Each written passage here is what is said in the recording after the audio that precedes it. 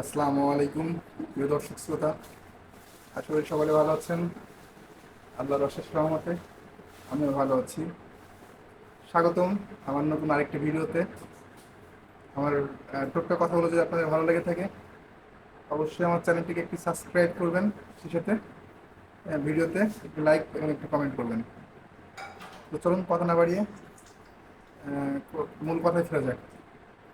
আজকের টোটকা কথার মূল বিষয়বস্তু হচ্ছে বিয়ের আগে যেভাবে ভুঁড়ি কমাবেন।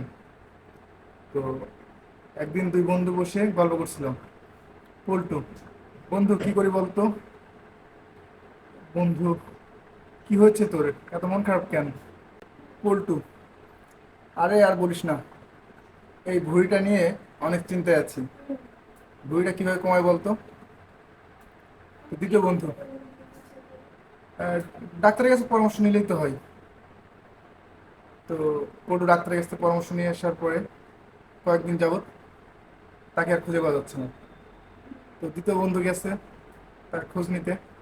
কয়েকদিন পরে দ্বিতীয় বন্ধু দেখে যে পল্টু বসে বসে মোবাইলে গেম খেলতেছে। তো দ্বিতীয় বন্ধু জিজ্ঞেস করছে, কি রে পল্টু, তুই সারাদিন মোবাইলে গেম খেলিস কেন? তো পল্টু জবাব দিয়ে বলে, আর বলিস না বন্ধু, ডাক্তারের কাছে গিয়েছিলাম। ডাক্তার বলেছেন ভুঁড়ি কমাতে হলে নিয়মিত খেলাধুলা করতে হবে। তো ডাক্তারের কথা তো আর ফেলা যায় না, খেলাধুলা করতেছে।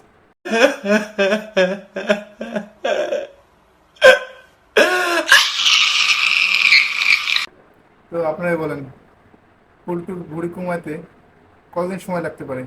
অবশ্যই কমেন্ট বক্সে জানিয়ে যাবেন। ধন্যবাদ সকলকে।